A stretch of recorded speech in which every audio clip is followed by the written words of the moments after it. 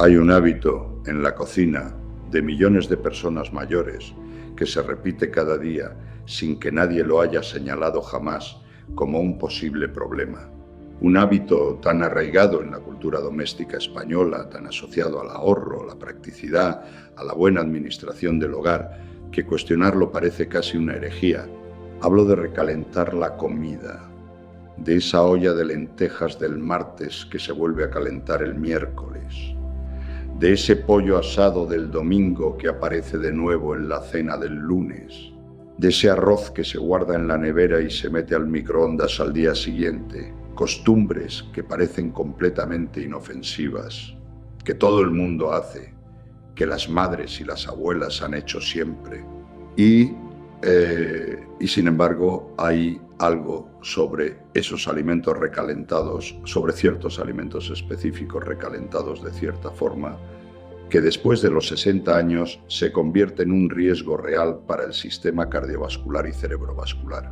Un riesgo que es especialmente pronunciado durante las horas nocturnas, cuando el cuerpo está en reposo y cuando los mecanismos de defensa del organismo tienen su menor actividad. Un riesgo que no se manifiesta como una señal de alarma clara, que no produce síntomas inmediatos reconocibles y que sin embargo actúa de forma acumulativa, noche tras noche, semana tras semana, sobre las arterias y sobre el sistema de coagulación de una persona cuyo organismo ya no procesa ciertos compuestos con la misma eficiencia que tenía a los 40 años. Hoy te voy a explicar exactamente qué ocurre en esos alimentos cuando se recalientan. Qué compuestos se forman, qué compuestos se concentran, qué transformaciones químicas ocurren que no ocurrían en el alimento fresco. Y te voy a explicar por qué esos compuestos son especialmente problemáticos en el contexto específico del sistema cardiovascular envejecido y por qué el riesgo es mayor durante la noche. Pero antes de entrar en los alimentos concretos, necesito que entiendas el mecanismo que hace que este tema sea relevante. El mecanismo que conecta un plato recalentado con el riesgo de ictus durante el sueño. Porque si no entiendes ese mecanismo, la información que voy a darte no va a cambiar nada en tu vida. Va a entrar por un oído y salir por el otro, como tantas advertencias alimentarias que se escuchan sin verdaderamente comprender por qué importan. Y quiero que esta sí te importe. Porque la diferencia entre un hábito culinario cotidiano y el riesgo de que algo grave ocurra mientras duermes merece más que una lista de prohibiciones sin explicación. Los ictus isquémicos, los que se producen por obstrucción de un vaso sanguíneo cerebral, tienen una característica circadiana muy marcada que los cardiólogos y los neurólogos llevamos décadas estudiando. Su incidencia no se distribuye de forma uniforme a lo largo de las 24 horas. Hay una ventana de mayor riesgo que se concentra en las primeras horas de la mañana, entre las 6 y las 12 del mediodía, coincidiendo con el despertar y con los cambios fisiológicos que ese despertar produce. Pero hay también una proporción relevante de ictus que ocurren durante las horas de sueño profundo, en la madrugada, y que se descubren cuando la persona intenta levantarse por la mañana y no puede hacerlo con normalidad. ¿Por qué hay ictus durante el sueño? Porque durante el sueño ocurren varias condiciones que en un sistema cardiovascular ya comprometido pueden desencadenar los eventos que obstruyen los vasos. La presión arterial debería bajar durante el sueño, pero en personas con hipertensión mal controlada o con apnea del sueño puede no bajar suficientemente o puede haber picos nocturnos de presión que estresan las paredes arteriales. El sistema de coagulación tiene variaciones circadianas con mayor tendencia a la agregación plaquetaria en ciertas fases del sueño. Y la temperatura corporal que desciende durante la noche puede influir sobre la viscosidad de la sangre y sobre la función endotelial de las arterias.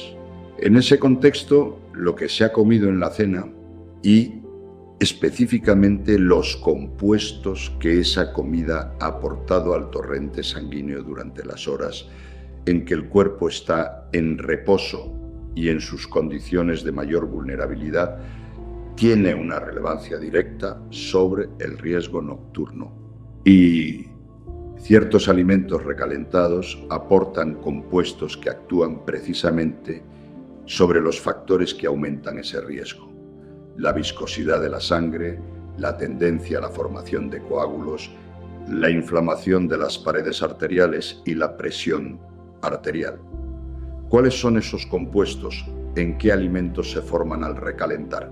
Eso es exactamente lo que vamos a explorar ahora. El primer grupo de alimentos problemáticos cuando se recalientan son los aceites y las grasas que han sido expuestos a calor reiterado. Y aquí me refiero concretamente a las frituras recalentadas y a los platos cocinados con aceite que se calientan más de una vez. Cuando el aceite, cualquier aceite vegetal o animal, se somete a altas temperaturas, se producen una serie de reacciones químicas que generan compuestos que no estaban presentes en el aceite original. Lo más relevante para la salud cardiovascular son los aldehídos lipídicos, especialmente el acroleín, el 4-hidroxinonenal y el malondialdehído. Estos compuestos se forman por oxidación y por hidrólisis de los ácidos grasos durante el calentamiento. Y cuando el aceite o la grasa se calienta más de una vez, esos compuestos se acumulan progresivamente con cada ciclo térmico. ¿Qué hacen estos aldehídos lipídicos en el organismo? Tienen efectos directos sobre el endotelio vascular, que es la capa de células que recubre el interior de los vasos sanguíneos. Dañan esas células endoteliales, reducen su capacidad de producir óxido nítrico, que es el vasodilatador natural más importante del organismo, y promueven la inflamación de la pared vascular. Además, modifican las lipoproteínas LDL de la sangre, oxidándolas, y las LDL oxidadas son significativamente más aterógenas, más promotoras de la aterosclerosis que las LDL no oxidadas. Una LDL oxidada es captada por los macrófagos de las paredes arteriales de una forma que las LDL normales no lo son, y ese proceso de captación es el que inicia la formación de la placa aterosclerótica. El malondialdehído, en particular, tiene efectos proagregantes sobre las plaquetas, activa la agregación plaquetaria, aumenta la tendencia de la sangre a coagularse, y en una persona mayor de 60 años que ya tiene una aterosclerosis subyacente con placas en sus arterias, la activación plaquetaria adicional provocada por los aldehídos de la fritura recalentada puede ser el factor que convierte una placa estable en un evento trombótico. ¿Cuáles son los alimentos de este grupo que más frecuentemente se recalientan en las cocinas españolas? El pescado frito recalentado al día siguiente, las croquetas guardadas en la nevera y calentadas en el microondas, las gambas o calamares rebozados de ayer que aparecen en la cena de hoy, el pollo frito o empanado que sobró del domingo y se mete al horno el lunes por la noche. En todos esos casos, el aceite que ya fue calentado una vez durante la primera fritura y que quedó impregnado en el alimento se vuelve a someter a calor. Y los aldehídos que ya se habían formado en esa primera cocción se añaden a los nuevos que se generan en el segundo calentamiento, multiplicando la carga de compuestos oxidantes y proinflamatorios. El problema no es la fritura hecha en el momento, es la fritura recalentada. Y el riesgo aumenta con cada ciclo de calentamiento adicional. El perfil de compuestos tóxicos de oxidación lipídica se multiplica con cada vez que el mismo alimento se vuelve a calentar. La recomendación práctica para este primer grupo es clara y sin excepciones. Las frituras no se recalientan. Si sobra fritura del día anterior, puede comerse fría o directamente no comerse. Pero el microondas y la sartén aplicados a una fritura ya hecha producen exactamente el tipo de degradación lipídica que estamos describiendo. Y en la cena, cuando el cuerpo va a pasar las siguientes horas en reposo con esos compuestos circulando en la sangre, el riesgo es especialmente relevante. El segundo grupo de alimentos problemáticos cuando se recalientan son las carnes rojas y procesadas. Y aquí el mecanismo es diferente al de las frituras, pero igualmente relevante para el sistema cardiovascular nocturno. Cuando la carne se cocina, y especialmente cuando se recalienta, los compuestos nitrogenados de las proteínas musculares experimentan transformaciones que generan aminas heterocíclicas. Estas aminas heterocíclicas, especialmente la PIP y el MEI-CUX, se forman cuando los aminoácidos de la carne reaccionan con la creatina a altas temperaturas. Son compuestos que, además de ser potencialmente carcinógenos, tienen efectos directos sobre el sistema cardiovascular, promueven la inflamación vascular, activan rutas inflamatorias en el endotelio que aceleran la aterosclerosis y tienen efectos sobre el sistema renina-angiotensina que regula la presión arterial. Cuando la carne roja se cocina por primera vez, se forman cantidades significativas de aminas heterocíclicas, especialmente si la cocción es a alta temperatura, en la plancha, en la parrilla o en el horno muy caliente. Cuando esa misma carne se recalienta, vuelve a exponerse a calor, que puede generar nuevas aminas o transformar las ya existentes en formas más activas biológicamente. Y hay algo más específico sobre la carne recalentada que merece mención especial. La oxidación de los hierros hemínicos de la mioglobina de la carne durante el recalentamiento produce compuestos llamados ferrilmioglobina y oxoferrilmioglobina, que tienen propiedades prooxidantes muy potentes. Esos compuestos pueden oxidar los lípidos del propio alimento y los que circulan en la sangre de quien lo consume. Y la oxidación lipídica en el torrente sanguíneo, como ya explicamos, es uno de los factores que más directamente contribuye a la progresión de la aterosclerosis y a la inestabilización de las placas que pueden romperse y desencadenar un ictus. Para una persona mayor de 60 años que cena filetes recalentados del mediodía, chorizo sobrante del cocido o estofado de carne del día anterior calentado en el microondas, está introduciendo en su torrente sanguíneo, en las horas previas al sueño, una carga de compuestos proinflamatorios, prooxidantes y protrombóticos que actuarán sobre sus arterias durante las horas de mayor vulnerabilidad cardiovascular nocturna. La recomendación práctica para las carnes es similar a la de las frituras. Las carnes rojas para la cena, si se consumen, deberían ser frescas y cocinadas en el momento, no recalentadas de una cocción anterior. Y en personas con factores de riesgo cardiovascular, la recomendación más estricta sería evitar directamente las carnes rojas en la cena y sustituirlas por pescado blanco fresco o por proteínas vegetales como las legumbres cocinadas en el momento o el huevo fresco.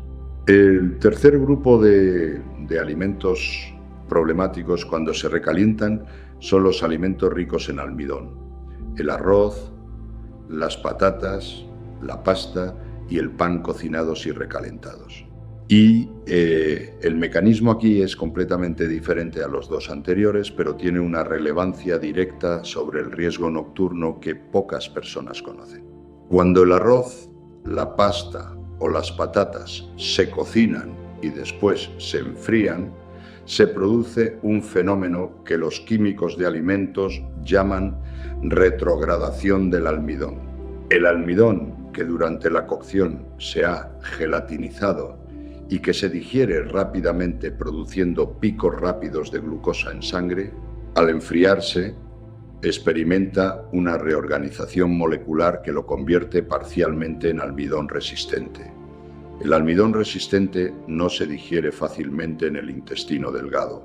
Llega al intestino grueso, donde es fermentado por las bacterias del microbioma, y en principio esto no es malo, porque tiene propiedades prebióticas beneficiosas y su menor digestibilidad reduce el pico glucémico comparado con el alimento recién cocinado.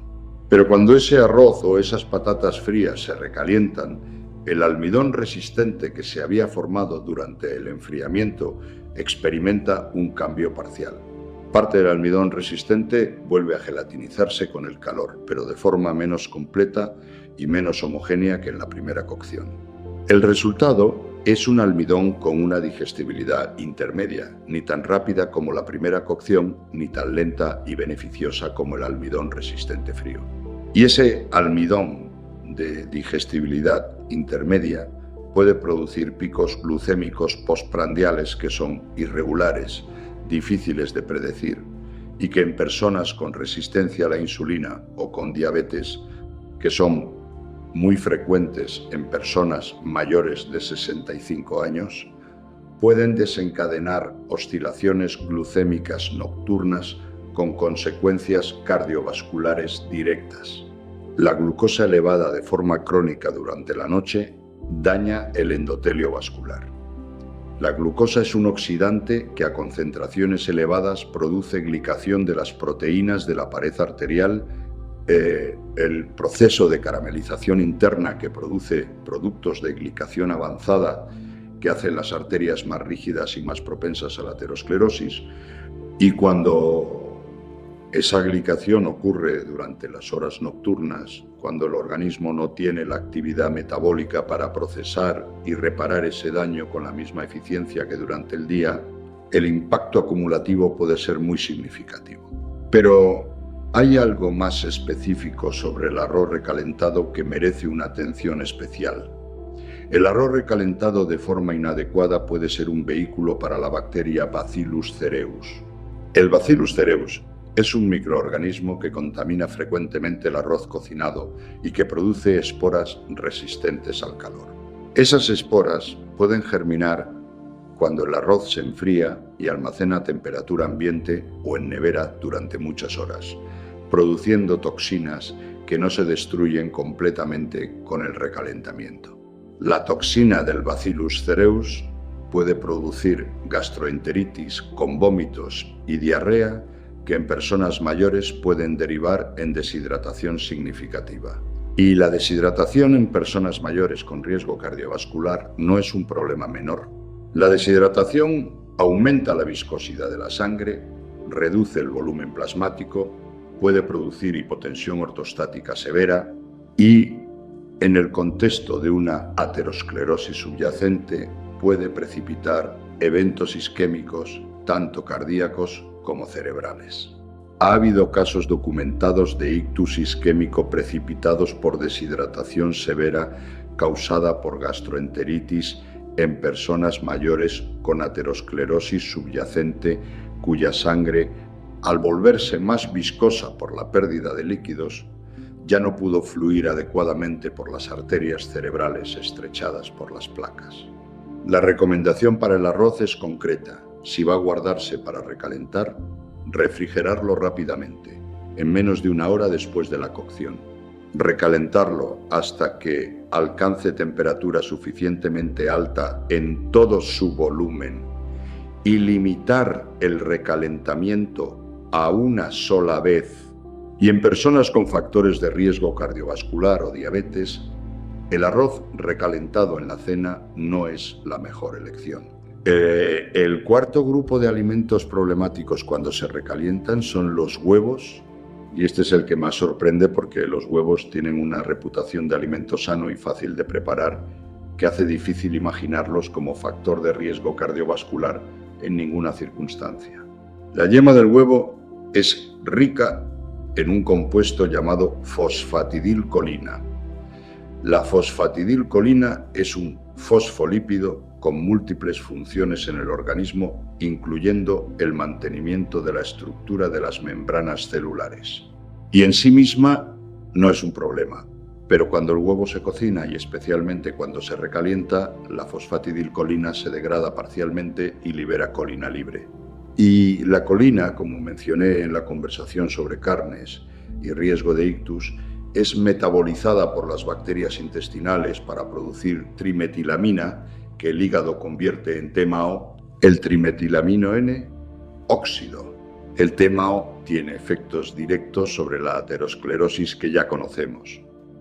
promueve la formación de células espumosas en las paredes arteriales, activa la agregación plaquetaria y reduce el transporte reverso del colesterol, que es el proceso por el que el colesterol se moviliza desde los tejidos periféricos de vuelta al hígado para ser eliminado. Cuando el transporte reverso del colesterol se inhibe, el colesterol se acumula en las paredes arteriales con mayor facilidad y las placas crecen más rápido. ¿Y por qué el huevo recalentado produce más TMAO que el huevo recién cocinado? Porque el recalentamiento, especialmente en el microondas, puede calentar la yema de forma desigual, creando zonas de temperatura muy alta donde la degradación de la fosfatidilcolina es más intensa y la liberación de colina más rápida. Además, el recalentamiento puede alterar la estructura proteica de la clara del huevo de formas que afectan a su digestibilidad, modificando el ambiente intestinal en que las bacterias metabolizan la colina y potencialmente aumentando la producción de trimetilamina. Los huevos revueltos de ayer calentados en el microondas. La tortilla de patatas del martes que se calienta el miércoles. La frittata guardada en la nevera y vuelta a calentar al día siguiente. En todos esos casos, la fosfatidilcolina de la yema experimenta una degradación adicional que aumenta la disponibilidad de colina para las bacterias productoras de TMAO. Y ese aumento de TMAO en las horas previas al sueño actúa sobre el sistema cardiovascular durante la noche de formas que no tienen el mismo impacto si el huevo se come fresco y recién cocinado. No estoy diciendo que los huevos sean peligrosos. Son un alimento extraordinariamente nutritivo, rico en proteínas de alta calidad, en vitaminas del grupo B, en vitamina D, en colina y en otros nutrientes esenciales. Lo que estoy diciendo es que el huevo recalentado, específicamente en personas mayores de 60 años con riesgo cardiovascular, no es equivalente al huevo recién cocinado desde el punto de vista de los compuestos que genera y del impacto de esos compuestos sobre el sistema cardiovascular durante las horas nocturnas. Y ahora llegamos al momento en que quiero que te detengas, que hagas algo concreto, que pienses en tu semana alimentaria, en lo que cenas de lunes a domingo. ¿En cuántas veces a la semana hay en esa cena frituras recalentadas, carnes o embutidos de una cocción anterior, arroz o pasta del mediodía, huevos revueltos o tortilla recalentada? Y quiero que te hagas una pregunta que quizás nunca te has planteado. ¿Cuánto tiempo pasa entre esa cena y el momento en que te acuestas? Porque hay algo sobre el tiempo que pasa entre la cena y el sueño que es fundamental para entender el riesgo nocturno de los alimentos que estamos describiendo. Los compuestos que hemos descrito, los aldehídos lipídicos de las frituras, las aminas heterocíclicas de las carnes, los productos de oxidación de los hierros hemínicos, el TMAO generado a partir de la colina de los huevos, no actúan instantáneamente después de la ingesta. Se absorben en el intestino, pasan al hígado, son metabolizados parcialmente y el resto pasa a la circulación sistémica. Y ese proceso tiene una curva de tiempo. Los picos de concentración en sangre de muchos de estos compuestos se alcanzan entre 2 y 4 horas después de la comida. Lo que esto significa en la práctica es que si la cena es a las 8 o las 9 de la noche y contiene alimentos recalentados de los grupos que hemos descrito, los picos de concentración de esos compuestos en el torrente sanguíneo, los momentos de mayor carga proinflamatoria, protrombótica y prooxidante en las arterias, coincidirán con las 10, las 11, la medianoche, con el momento en que la persona se ha acostado, el sueño se ha establecido y el sistema cardiovascular se encuentra en las condiciones de mayor vulnerabilidad nocturna. Y hay algo más sobre ese periodo que amplifica el riesgo. Durante las primeras horas del sueño, en la transición de la vigilia al sueño, la presión arterial experimenta su descenso nocturno. Y ese descenso puede ralentizar el flujo sanguíneo en las arterias más estrechadas por la aterosclerosis. En condiciones normales eso no es un problema porque la sangre sigue siendo suficientemente fluida para pasar. Pero si en ese mismo momento la sangre está bajo el efecto proagregante de los aldehídos lipídicos o del TMAO, si la tendencia a la agregación plaquetaria está elevada por los compuestos de los alimentos recalentados, la combinación de flujo más lento y sangre más propensa a coagularse en arterias ya estrechadas, es exactamente la condición que puede precipitar un evento isquémico nocturno. Antes de continuar con los últimos alimentos de la lista, quiero hablarte de algo que va más allá de los alimentos específicos, de algo que es el antídoto más poderoso frente a los riesgos que hemos descrito. Porque no quiero que esta conversación sea solo una lista de lo que no debes hacer. Quiero que sea también el mapa de lo que sí puedes hacer para proteger tu sistema cardiovascular durante las horas nocturnas. El factor protector más importante para el sistema cardiovascular nocturno es la cena ligera y temprana. No una cena de alimentos recalentados a las 9 de la noche. Una cena de alimentos frescos, cocinados en el momento, de fácil digestión, terminada como mínimo 2 horas antes de acostarse, idealmente 3 horas. ¿Qué tipo de alimentos son los más protectores para la cena en personas mayores de 60 años con riesgo cardiovascular? El pescado blanco al vapor o a la plancha. La verdura cocinada en el momento al vapor o rehogada con aceite de oliva virgen extra. Las legumbres cocinadas ese día, no del día anterior. Una ensalada con aceite de oliva y vinagre. El huevo cocido o en tortilla recién hecha. El queso fresco o el yogur natural sin azúcar. El aceite de oliva virgen extra merece mención especial en este contexto. Los polifenoles del aceite de oliva virgen extra, especialmente el oleocantal, tienen efectos directamente inhibitorios sobre la agregación plaquetaria, actúan sobre el mismo mecanismo sobre el que actúa la aspirina a dosis baja, que millones de personas mayores toman precisamente para reducir el riesgo de eventos cardiovasculares. No con la potencia de la aspirina, pero con un efecto real y medible que se manifiesta en las horas siguientes a su consumo. Una cena aliñada con aceite de oliva virgen extra, consumida 2 o 3 horas antes de acostarse, puede estar reduciendo activamente la tendencia a la agregación plaquetaria durante las primeras horas del sueño.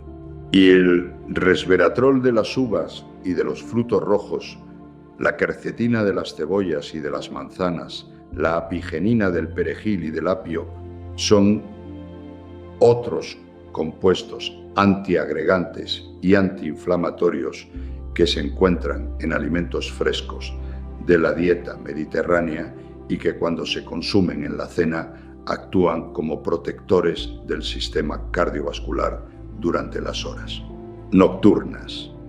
No los compuestos que generan los alimentos recalentados, sino los que ofrecen los alimentos frescos, cocinados con cuidado y consumidos a tiempo. El pescado azul de pequeño tamaño, sardinas, boquerones, caballa, es especialmente valioso en este contexto. El omega 3 del pescado azul fresco tiene propiedades antitrombóticas bien documentadas.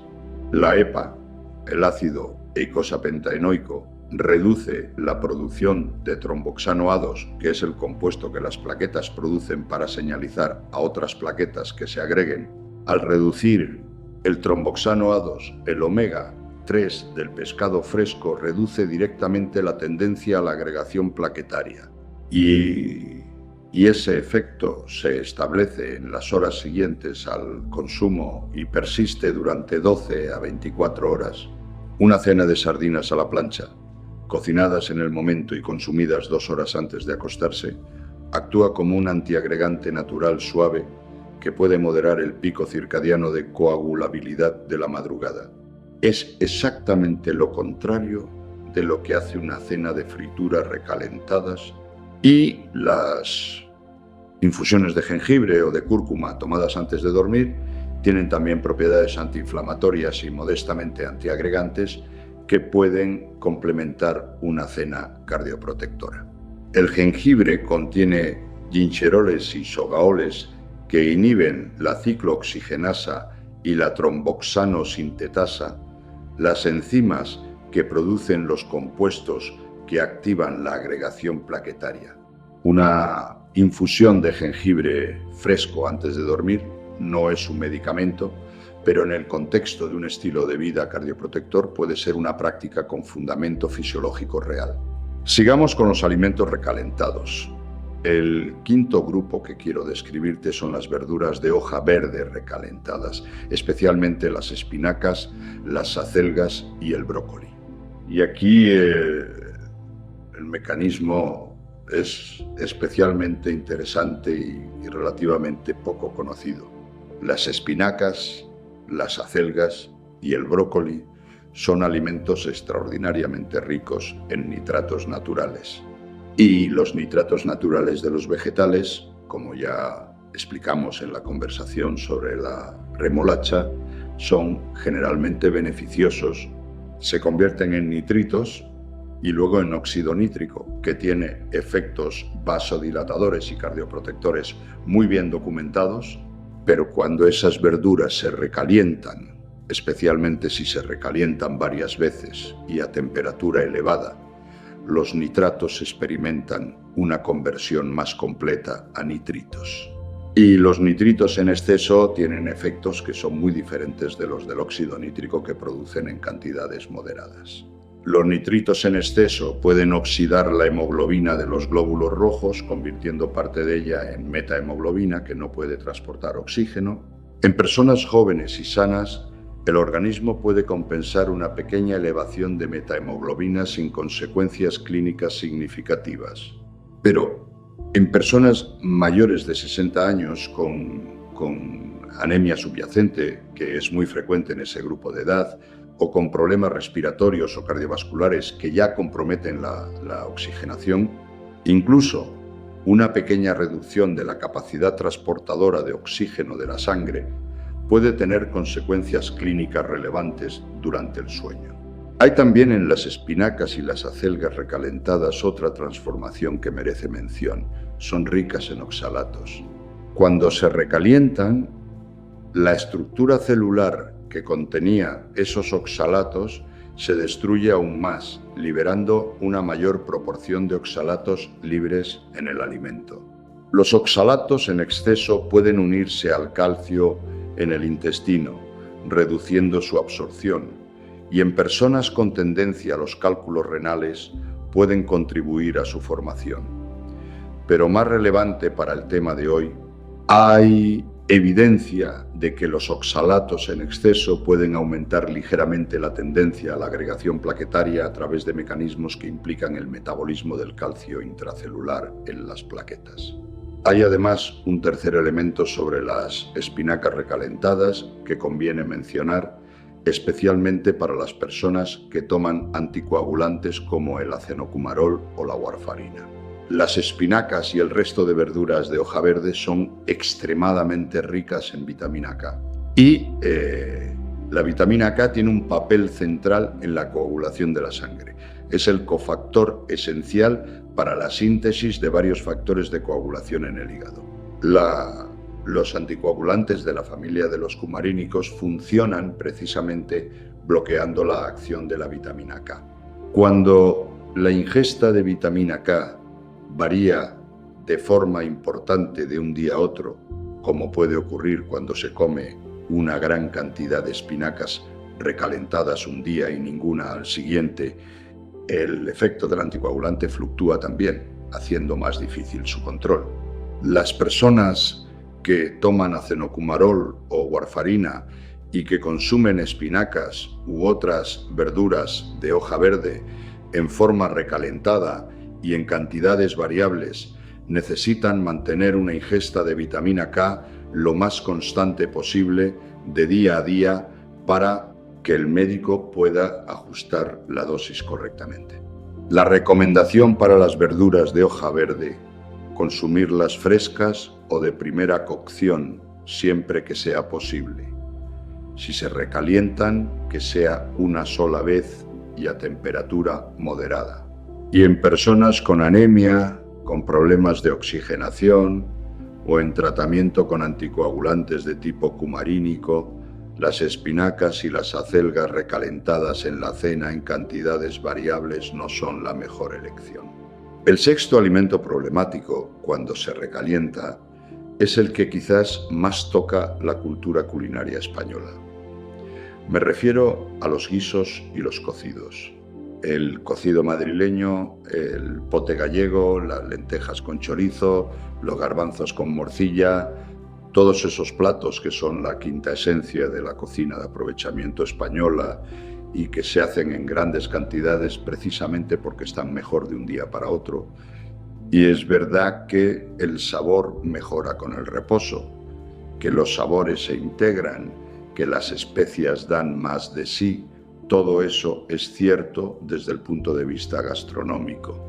Pero desde el punto de vista de los compuestos que se generan con el recalentamiento repetido de un guiso que contiene carne, grasa animal, embutidos con nitritos y nitratos sintéticos, la historia bioquímica es más compleja.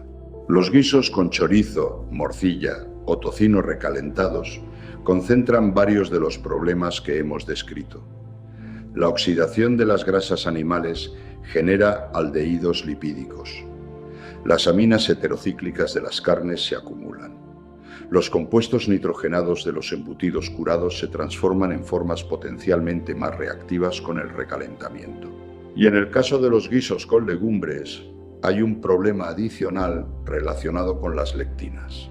Las lectinas son proteínas que están presentes en las legumbres crudas en formas que pueden interferir con la absorción de nutrientes y con la permeabilidad intestinal. La cocción normal las inactiva completamente, pero cuando un guiso de legumbres se recalienta repetidamente, especialmente si no alcanza la temperatura de ebullición en el recalentamiento o si se calienta solo hasta que está tibio, parte de las lectinas puede recuperar parcialmente su estructura activa. Las lectinas activas tienen efectos sobre la permeabilidad intestinal que pueden aumentar lo que los investigadores llaman el síndrome del intestino permeable.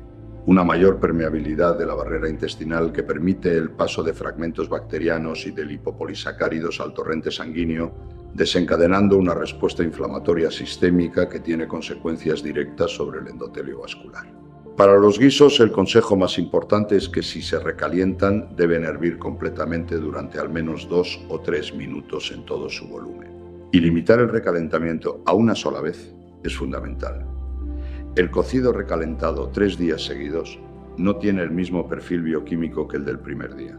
Y ahora llegamos a la revelación que guardé para los más curiosos, para los que han tenido la paciencia de seguir hasta aquí, para los que merecen más que una lista de advertencias, algo que une todo lo que hemos descrito con el mecanismo más profundo que conecta los alimentos recalentados con el riesgo nocturno de ictus, un mecanismo que la ciencia ha ido develando en los últimos 10 años y que transforma completamente la perspectiva sobre la relación entre la alimentación nocturna y el riesgo cardiovascular en personas mayores. Se llama el reloj circadiano de la coagulación y es uno de los descubrimientos más fascinantes de la cronobiología cardiovascular de los últimos años. Ya sabemos que el cuerpo tiene ritmos circadianos, que la presión arterial, la temperatura, la producción hormonal, la función inmune, todo sigue ciclos de aproximadamente 24 horas. Lo que la investigación más reciente ha revelado es que el sistema de coagulación de la sangre también tiene un ritmo circadiano muy pronunciado. Y ese ritmo tiene implicaciones directas para entender por qué los ictus y los infartos ocurren con mayor frecuencia en las primeras horas de la mañana y por qué lo que se come en la cena tiene un impacto especialmente relevante sobre el riesgo de esos eventos. El sistema de coagulación es un sistema de equilibrio entre dos tendencias opuestas. La tendencia a la coagulación, que protege de las hemorragias cuando se produce una lesión vascular, y la tendencia a la anticoagulación y a la disolución de coágulos, que evita que se formen coágulos patológicos en vasos sanos. Ese equilibrio está regulado por decenas de proteínas, factores de coagulación, inhibidores y activadores que el hígado produce y el organismo regula de forma continua. Lo que la cronobiología cardiovascular ha demostrado es que ese equilibrio no es constante a lo largo del día. Hay un periodo que se concentra en la madrugada y en las primeras horas de la mañana en que la balanza se inclina hacia la coagulación. Los niveles de ciertos factores de coagulación, el factor octavo, el factor von Willebrand, el fibrinógeno, son más altos en ese periodo. La actividad fibrinolítica, que es la capacidad de disolver coágulos ya formados, es más baja y la agregación plaquetaria es más intensa. ¿Por qué existe ese periodo de mayor tendencia a la coagulación en la madrugada y en la mañana temprana? Los investigadores creen que es una adaptación evolutiva. En el contexto de la vida prehistórica, los primeros momentos después de despertar eran los de mayor riesgo de traumatismo. El cazador que se despertaba y empezaba a moverse estaba más expuesto a heridas y una mayor tendencia a la coagulación en ese periodo protegía de morir desangrado. Esa adaptación tiene sentido evolutivo en ese contexto. Pero en el contexto de la vida moderna, en el contexto de un sistema cardiovascular envejecido con arterias estrechadas por la aterosclerosis, esa mayor tendencia circadiana a la coagulación en las madrugadas se convierte en un factor de riesgo, porque si en ese periodo la sangre ya es naturalmente más propensa a coagularse, cualquier factor adicional que aumente esa tendencia, como los compuestos protrombóticos de los alimentos recalentados que circulan en sangre desde la cena de la noche anterior, puede ser suficiente para que en una arteria ya estrechada se forme un coágulo que la obstruya. Y aquí viene el elemento que lo une todo. Hay una proteína que el hígado produce de forma más activa durante la noche y en las primeras horas de la mañana, especialmente en personas con hígado graso o con metabolismo lipídico alterado, que se llama PAI-1, inhibidor del activador del plasminógeno tipo 1. El PAI-1 inhibe la fibrinólisis, es decir, reduce la capacidad del organismo de disolver los coágulos que se forman y sus niveles tienen un pico en las primeras horas de la mañana que coincide exactamente con el pico del periodo de mayor coagulabilidad circadiana. Una doble confluencia de factores que inclina la balanza decisivamente hacia la formación de coágulos. ¿Y qué tiene que ver el PAI-1 con los alimentos recalentados? Los ácidos grasos oxidados, exactamente los que se generan en las frituras recalentadas y en las carnes recalentadas, estimulan la producción de PAI-1 en el hígado de forma directa y documentada. Las dietas ricas en grasas oxidadas producen niveles más altos de PAI-1 en sangre, y niveles más altos de PAI-1 significan menor capacidad de disolver coágulos. En un sistema cardiovascular que durante las madrugadas ya está en su periodo de mayor tendencia a la coagulación y de menor fibrinólisis natural, añadir una estimulación adicional del PAI-1 a través de los alimentos recalentados de la cena anterior puede ser el factor que inclina definitivamente la balanza hacia un evento isquémico. Y hay un tercer elemento que cierra este cuadro de forma inquietante: el ritmo circadiano de la coagulación, es decir, cuán pronunciada es la diferencia entre el periodo de mayor coagulabilidad y el de menor, aumenta con la edad. En personas jóvenes, esa variación circadiana de la coagulación es presente pero moderada. En personas mayores de 60 y 70 años, esa variación es más marcada. El pico de mayor coagulabilidad en la madrugada es más alto. El valle de menor coagulabilidad durante la tarde y noche temprana es más bajo. la diferencia entre ambos extremos es mayor. Y eso significa que para una persona mayor de 60 años, ese periodo de madrugada con mayor tendencia a la coagulación es proporcionalmente más intenso que para alguien de 30 años. El mismo factor de riesgo adicional, los compuestos de los alimentos recalentados, tiene mayor impacto relativo. Este es el mecanismo completo. La cadena que va desde la olla de lentejas con chorizo recalentadas a las 9 de la noche hasta el mayor riesgo de ictus durante la madrugada no es una cadena directa, lineal, inevitable. No significa que recalentar la comida cause ictus de forma determinista. Significa que en el contexto de un sistema cardiovascular envejecido, con aterosclerosis subyacente, con los ritmos circadianos de la coagulación que son naturalmente más pronunciados con la edad, la adición de compuestos proinflamatorios, prooxidantes, y que estimulan el PAI-1 a través de los alimentos recalentados en la cena, puede ser un factor contribuyente que se suma a otros factores de riesgo de formas con relevancia clínica real. ¿Qué puedes hacer con toda esta información? La respuesta no es dramática ni compleja. No requiere cambiar toda la dieta. No requiere renunciar a la cultura del aprovechamiento que es parte de la identidad culinaria de tantas familias españolas. Requiere 4 ajustes concretos y específicos. El primero, la fritura no se recalienta.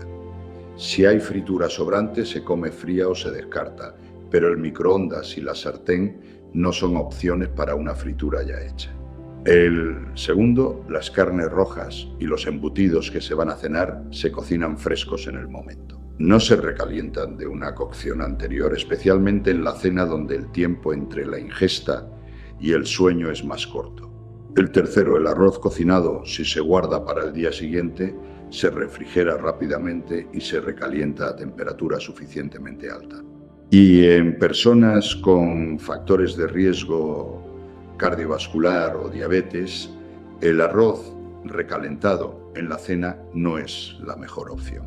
El cuarto y más importante, si hay cena de sobras recalentadas, que sea temprano. Que haya al menos 3 horas entre esa cena y el momento de acostarse.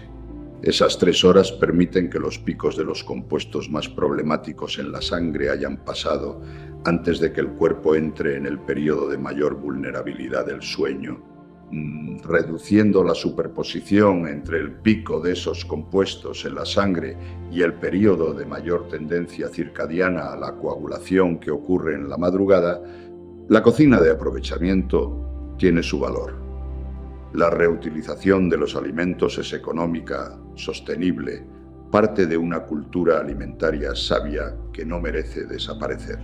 Lo que merece ajustarse a la luz de lo que sabemos sobre la fisiología del envejecimiento y sobre los compuestos que se generan en el recalentamiento es qué se recalienta, cómo se recalienta, cuándo se come lo recalentado y cuánto tiempo pasa después antes de dormir. Esos 4 ajustes, aplicados con consistencia, pueden marcar una diferencia en el perfil de riesgo cardiovascular nocturno de una persona mayor de 60 años, no de forma espectacular ni inmediata, pero de forma real y acumulativa en la suma de noches, de semanas, de meses, y en esa suma las diferencias reales son las que determinan si las arterias se inflaman un poco más o un poco menos. Si los coágulos se forman con un poco más o un poco menos de facilidad en las madrugadas, si el sistema cardiovascular llega a los 80 y a los 85 con más o con menos reserva para superar lo que la vida inevitablemente trae, los pequeños cambios sostenidos construyen la biología de la longevidad. Y algunos de esos pequeños cambios ocurren en la cocina en el momento en que decides si el arroz de ayer va a cenar contigo esta noche o si puede esperar al mediodía de mañana. Tu corazón lo nota, aunque no te avise.